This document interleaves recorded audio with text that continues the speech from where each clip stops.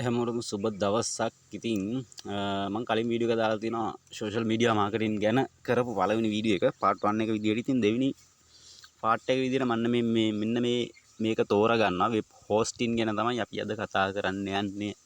ඇතරම් web hosting හරහා මොන වගේ දෙයක්ද වෙන්නේ, වෙබ් හෝස්ටින් කියන්නේ මොකක්ද, මොන වගේ සර්විස් එකක්ද අපිට ලබා දෙන්නේ. ඉතින් අන්න ඒ දේවල් ටික තමයි මම කතා කරන්නේ වෙබ් හෝස්ටින් හරහා.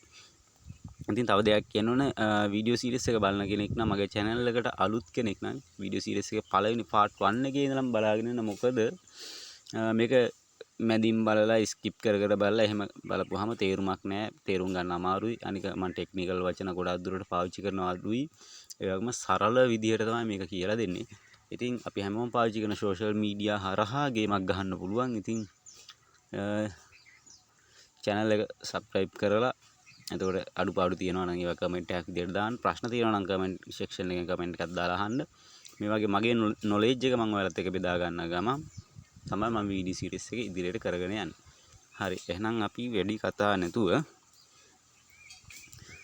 වීඩියෝ එකට යමු. මොකද්ද මේ වෙබ් හෝස්ටින් කියන්නේ? ඉතින් අපි බලමු වෙබ් හෝස්ටින් කියන්නේ මොකද්ද කියලා. වෙබ් හෝස්ටින් කියන්නේ පැය 24ම අවුරුද්දේ දවස් 365ම අන්තර්ජාලයට සම්බන්ධ පරිගණකයක් විසින් අපිට ලබා දෙන ඉඩකඩ ප්‍රමාණයට. මේ පරිගණකය හඳුන්වන්නේ වෙබ් සර්වර් එකක් කියලා. ඉතින් මේ වෙබ් හෝස්ටින් සපයන ආයතනය විසින් අපිට එයාලගේ සර්විස් එකේ සාමාන්‍ය සර්වර් එක කියන්නේ සර්වර් එකෙන් ලබා දෙන ඉඩකඩ ප්‍රමාණයක්. පොඩි ඉඩක් ඒකට හිතන්න මෙහෙම යම් සර්වර් එකක අපිට ලබා දෙනවා පොඩි කොටසක්. නැත්නම් මෙහෙම කඩපේලියක් තියෙනවා. ඒ කඩපේලියක පොඩි කඩයක් ඔයාලට ලබා දෙනවා 365 දවසකට. ඒ කියන්නේ අවුරුද්දක කාලයකට හෝ මාස 6ක කාලයකට ඔයාලට ලබා දෙනවා. ඉතින් ඒ වගේ තමයි මේ සර්වර් එකෙන් අපිට ලබා දෙනවා වෙබ් හෝස්ටින් කියන්නේ IT කම්පැනි විසින් අපිට ලබා දෙනවා පොඩි ප්‍රමාණයක්, ඉඩ ප්‍රමාණයක්. ඒක ලබා දීලා ඒ වෙනුවෙන් අපෙන් අය කරනවා යම් මුදලක්. අවුරුද්දකට හෝ මාස 6කට යම් මුදලක් අය කරනවා. හරි, දැන් අපි බලමු කොහොමද වෙබ් හෝස්ටින් සර්වර් එකක් වැඩ කරන්නේ කියලා. අපි වෙබ් හෝස්ටින් සපයන්නගෙන් ලබා ගන්න හෝස්ට් එකක් තුල අපේ වෙබ් අඩවියට අදාළ දත්ත එහෙම නැත්නම් data ගොනු කිරීම සිදු කරනවා. ඒ කියන්නේ දැන් අපි කෙනෙක්ගෙන් ගන්නවා කියලා හිතන්න වෙබ් හෝස්ටින් එකක්. ඒ ගත්තාම එයාලා අපිට ලබා දෙන ඉඩකඩ තුල අපේ data තැන්පත් කරනවා. හරිද?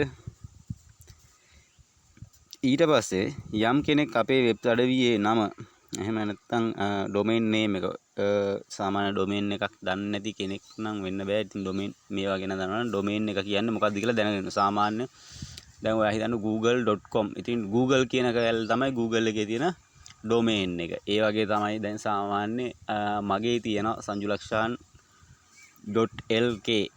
දැන් එතකොට මගේ ඩොමේන් එක තමයි sanjulakshan නැත්නම් .lk. ඒ වගේ මේ කට්ටිය දෙනවා ඩොමේන්. හරිද? ආයිත් අපි කොතනද අපි නැවතුනේ? හරි. යම් කෙනෙක් දැන් අරයලා දෙන ඩොමේන් එකෙන් වෙබ් හෝස්ටින් එක හරහා යම් කෙනෙක් අපේ වෙබ් අඩවියේ නම මගින් අපේ වෙබ් අඩවියට පැමිණීමට ඉල්ලීමක් කරනකොට අපේ හෝස්ට් එක මගින් ඊට අදාළ data ලබා දීම සිදු කරනවා. දැන් ඔන්න ඔකයි වෙබ් හෝස්ටින් එකේ වෙන්නේ. يعني කවුරු හරි කෙනෙක් අපේ ඩොමේන් එකෙන් ඇතුල් වෙන්න හදනකොට දැන් අපි වෙබ් අඩවියට කවුරු හරි වෙබ්සයිට් එකකට කවුරු හරි එන්න හදනවා මේකෙන්. එතකොට කරන්නේ හෝස්ටින් එක හරහා කරන්නේ ඒකේ එනාට අදාළ data ටික ලබා දෙනවා. අපි තැන්පත් කරලා තියෙන data ටික එයාට ලබා දෙනවා. Google එකේ හෝ ගිහිල්ලා සර්ච් කරපුවාම සර්ච් බාර් එකේ අපේ ඩොමේන් එක ගහපන් එයාට ඒ සර්ච් කරන එකට අදාළ data ටික ලබා දෙනවා. ChatGPT හරහා කරනවා වගේ මේ වගේ data ප්‍රමාණයක් යම් තුලට මේක ඇතුළට ලබා දෙනවා. ඒකයි සිදු කරන්නේ.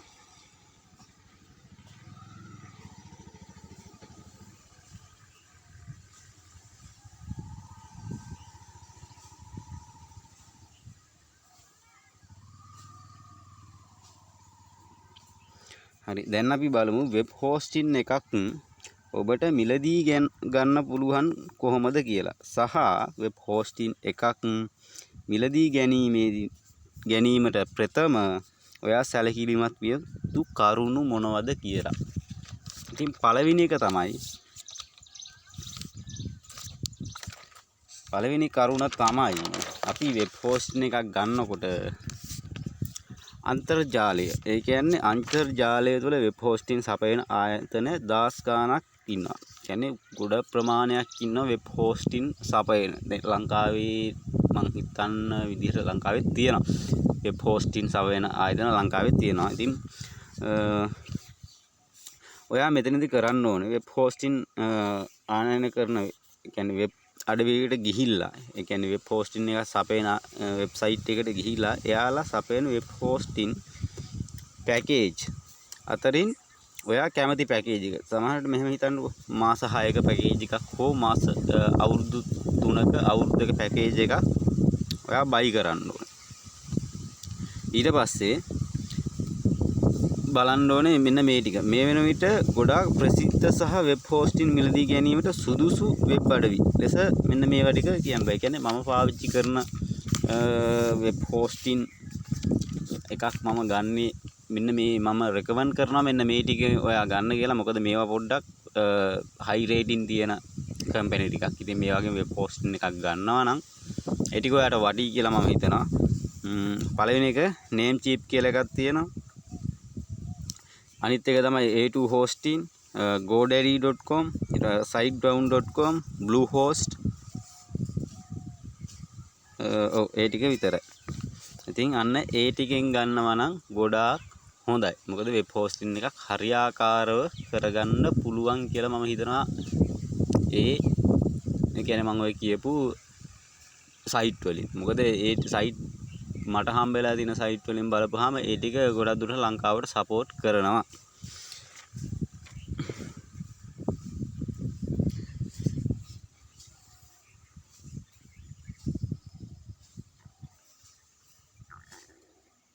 අනික තමයි තව දෙයක් තමයි දැන් ඔයා බලන්න ඕනේ ඔයා ගන්න පැකේජ් එක ගන්න කලින් අනිවාර්යයෙන්ම මේ අදාළ වෙබ් හෝස්ටින් ප්‍රොවයිඩර් කම්පැනි එක අපේ රටට සපෝට් කරනවද නැද්ද කියලා. ඒක අනිවාර්යයෙන් බලන්න ඕන. මොකද දැන් ඔයා බයි කරාට පස්සේ බැරි වෙලාවට ලංකාවට සපෝට් නැති වුණොත් ඒක නිකන් බොරු අපරාධයක්. ඉතින් ඒ කියන්නේ සාමාන්‍යයෙන් ඩොලර් 300ක් 400ක් කියන්නේ ලොකු මුදලක් නේ. ඉතින් ඒක නිසා ඔයා හරියට බලලා රටට සපෝට් කරනවද කියලා බලලා තමයි මෙන්න මේක මිලදී ගන්න ඕනේ.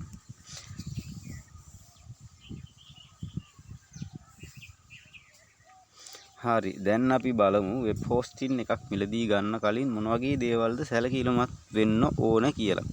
පළවෙනි එක තමයි ස්ටෝරේජ් එක. අනිවාර්යයෙන්ම ස්ටෝරේජ් එක බලන්න ඕනේ. ස්ටෝරේජ් වෙබ් හෝස්ටින් ප්‍රොවයිඩර් විසින් සාමාන්‍යයෙන් MB මෙගාබයිට් 500 සිට අන්ලිමිටඩ් ස්ටෝරේජ් දක්වා ධාරිතාවය ලබා දෙනවා. නමුත් මෙහිදී අන්ලිමිටඩ් කියන ටර්ම් එක භාවිතා කරන්නේ ගොඩාක් වෙලාවට ස්ටෝරේජ් එක ලිමිට් කරලා තමයි මේ තියෙන්නේ. නමුත් මෙහිදී ඔවුන් ලබා දෙන ස්ටෝරේජ් එක ඉක්මවා ඔබ භාවිතා කරනවා නම් ඔවුන් බැඳී සිටිනවා එම වැඩි වෙන ධාරිතාව ලබා දෙන්න. මොකද ඔබ මිලදී ගන්නේ අන්ලිමිටඩ් ස්ටෝරේජ් හෝස්ටින් එකක් නිසා. ඒ කියන්නේ දැන් ඔයා හිතන්න ඔයා මෙගාබයිට් නෑ මෙහෙම ඔයා අන්ලිමිටඩ් පැකේජ් එකක් ගත්තා කියලා දැන් ඔයාට ඕන තරම් මේක පාවිච්චි කරන්න පුළුවන්. හරිද? ඒ කියන්නේ ඔයා ඕනවට වැඩිය මේකේ ඔයාගේ data මේකට ඇතුළත් කරනවා කියලා එයාලට ඔයාව නවත්තන්න බෑ. මොකද එයාලා අර ඇග්‍රීමන්ට් එකක් ගිවිසුමක් ගහලා තියෙනවා. ඔයාට ඔයා පාවිච්චි කරන ඕනම කොපමණ data ප්‍රමාණය තැන්පත් කරත් ඒ කට්ටිය බැඳිලා ඉන්නවා ඔයාට ඒ ධාරිතාවය ලබා දෙන්න. හරි ඉතින් ගොඩක් දුරට මේක තේරෙන්නේ නැහැ. හරිද? ගොඩක් කටට මේක තේරෙන්නේ නැහැ. පැහැදිලි මදි ඇති. නමුත් ඔය ක්‍රමයකට තමයි මට ඉතින් මේක කියලා දෙන්න වෙන්නේ. වෙබ් හෝස්ටින් ගැන කියලා දෙන්න වෙන්නේ. ওই විදිහට තමයි ඉතින් බලන්න වීඩියෝ එක බලලා පොඩ්ඩක් යම් දෙයක් ඔලුවට දාගන්න. ඉතිරි වීඩියෝ ටික මම පිළිවෙලට ලස්සනට දාන්නම් ඔයාලට. මේ වෙබ් හෝස්ටින් ගැන මම කරන තව වීඩියෝ එක අලුත් වීඩියෝ එකක් කරනවා. මොකද මේ වෙබ් හෝස්ටින් හරියට මේ විදිහට කියලා දෙන්න බෑ. මම ඊළඟට කම්පියුටර් එක මාර්ගයෙන් මේ විදිහට ඔයාලට වෙබ් හෝස්ටින් එකක් ගන්න කොහොමද කරන්නේ කියලා ඒ විස්තර ටික හරියට ඩීටේල්ස් ටික දාලා මම ඔයාලට පිළිවෙලට හදලා මේ ටික වීඩියෝ එකක් විදිහට දාන්න. දැනට මේ ටික බලලා යම් දලා අදහසක් ගන්න සෝෂල් මීඩියා මාකටිං හරහා. එතකොට සෝෂල් මීඩියා මාකටිං හසුරුවන්නේ කොහොමද? එතකොට වෙබ් හෝස්ටින් එකක් කියන්නේ මොකද්ද? වෙබ් හෝස්ටින් එකක් අපි කොහොමද ගන්නෙ?